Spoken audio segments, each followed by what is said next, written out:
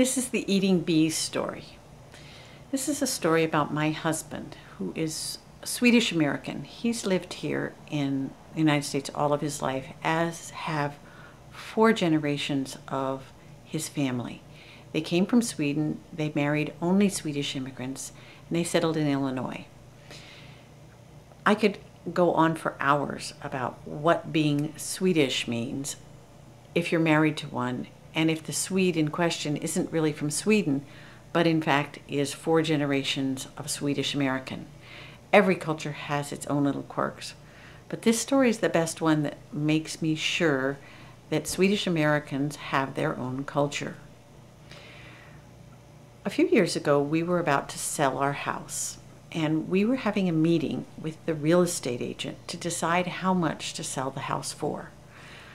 I have to say that deciding how to price your house, especially the very first house you ever owned, which was true for us, is a really big choice. We needed the money badly. We had to move. We had to sell the house really quickly, and we had to get the most money we could because we had to buy another house.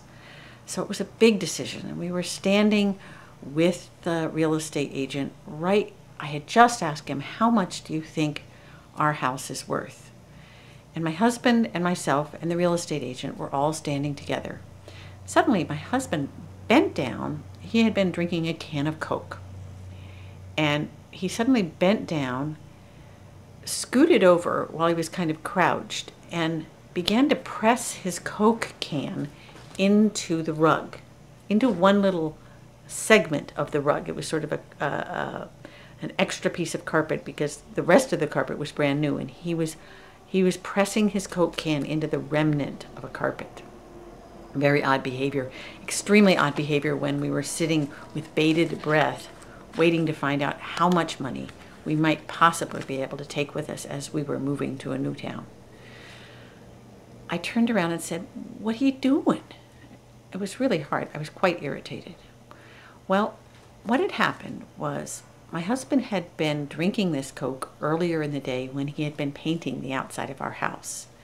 And while he wasn't looking, about 5 wasps had crawled in to the Coke can. He hadn't taken a drink since. As he and the real estate agent and I were just about to embark on this discussion, he took a drink of his Coke and swallowed, or about 4 or 5 live bees, they weren't dead, went into his mouth. He's the kind of person who's been taught so strictly not to interrupt and not to show an undue amount of excitement or emotion. That's part of Swedish-American culture.